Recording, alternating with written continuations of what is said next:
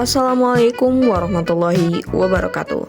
Perkenalkan, namaku Syifa Thalia Salsabila dengan NIM 124405001, jurusan Ilmu Komunikasi Konsentrasi Jurnalistik, semester 3, kelas A. Dalam video ini, aku akan menjelaskan pengertian dan contoh dari 25 teori komunikasi dalam mata kuliah teori komunikasi.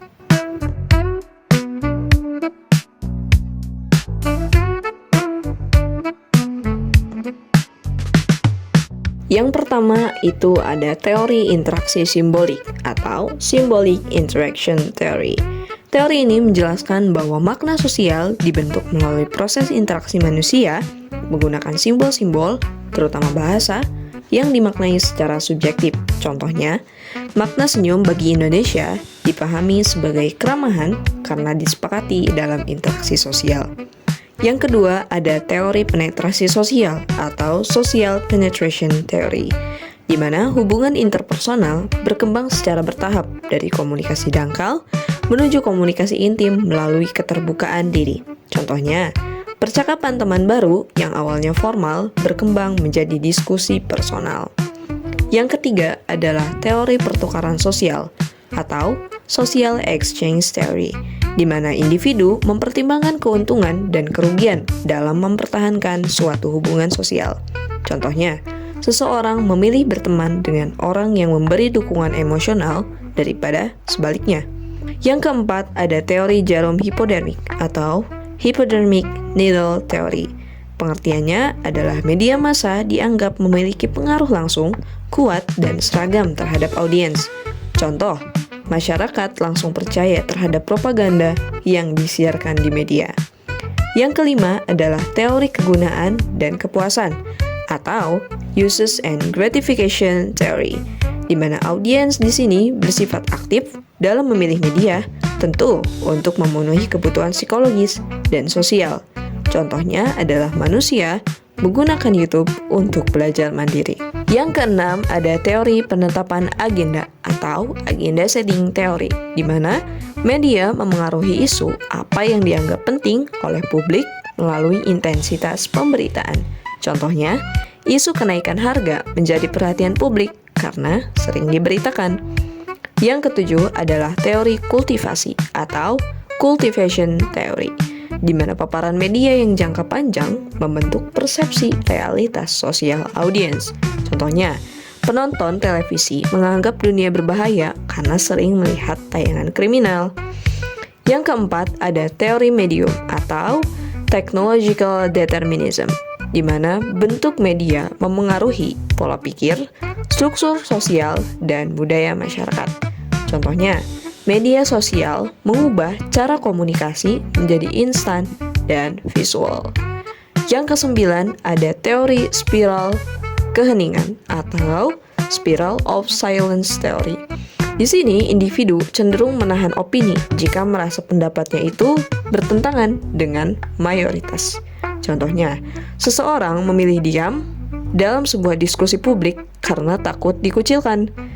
Yang ke-10 ada teori ekologi media atau Media Ecology Theory, di mana media membentuk lingkungan simbolik yang memengaruhi perilaku dan cara berpikir manusia. Contohnya, kehidupan digital membentuk kebiasaan yang multitasking. Lanjut, teori yang ke-11 adalah teori pembelajaran sosial atau Social Learning Theory, di mana perilaku manusia dipelajari melalui observasi, imitasi, dan peniruan model. Contohnya, anak meniru gaya bicara tokoh publik. Yang ke-12 adalah teori pemrosesan informasi sosial atau Social Information Processing Theory, di mana hubungan berbasis komunikasi daring dapat berkembang menjadi hubungan yang lebih intim. Contohnya, persahabatan online berkembang menjadi hubungan yang dekat. Yang ke-13 adalah teori remediasi atau Remediation Theory. Media baru mempresentasikan ulang dan memodifikasi bentuk media lama. Contohnya, portal media digital mengadaptasi format daripada surat kabar.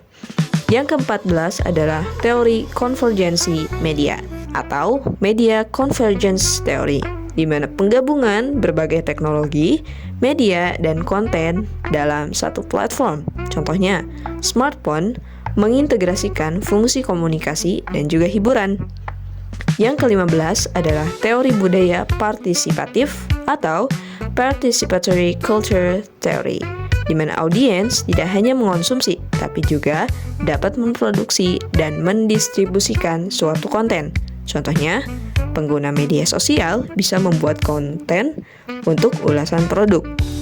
Yang ke-16 ada teori ruang gema atau echo chamber theory. Pengertiannya adalah individu di sini hanya terpapar informasi yang sejalan dengan pandangan mereka. Contohnya, algoritma media sosial menampilkan opini serupa secara berulang-ulang. Yang ke-17 ada teori komunikasi linear atau linear communication theory, di mana komunikasi di sini dipahami sebagai proses satu arah dari pengirim ke penerima. Contohnya adalah suatu acara pidato tanpa adanya sesi tanya-jawab. Yang ke-18 adalah teori komunikasi intraksional atau interactional communication theory. Pengertiannya adalah komunikasi melibatkan umpan balik antara komunikator dan juga komunikan. Contohnya adalah diskusi kelas setelah presentasi. Yang ke-19 adalah teori komunikasi transaksional atau transactional communication theory, di mana komunikasi berlangsung secara simultan dan dipengaruhi oleh konteks sosial dan budaya. Contohnya adalah diskusi kelompok aktif. Yang ke-20 adalah teori difusi inovasi atau diffusion of innovation theory. Di sini, inovasi menyebar melalui saluran komunikasi dalam sistem sosial. Contohnya adalah adopsi pembayaran digital. Selanjutnya yang ke-21 adalah teori pembingkaian atau framing theory. Pengertiannya adalah media di sini membingkai realitas dengan sudut pandang tertentu. Contohnya, berita konflik ditampilkan sebagai kerusuhan atau aksi massa. Yang ke-22 adalah teori konstruksi sosial atas realitas atau social construction of reality. Pengertiannya adalah realitas sosial dibentuk melalui proses komunikasi dan interaksi. Contohnya, standar kesuksesan dibentuk oleh media. Yang ke-25 adalah teori identitas sosial atau social identity theory. Pengertiannya, identitas individu dipengaruhi oleh keanggotaan kelompok sosial. Contohnya, identitasnya sebagai mahasiswa suatu universitas. Yang ke-24 adalah teori komunikasi nonverbal atau nonverbal communication theory, di mana makna pesan yang disampaikan melalui ekspresi, gestur, dan bahasa tubuh. Contohnya, nada bicara seseorang bisa menunjukkan suatu emosi.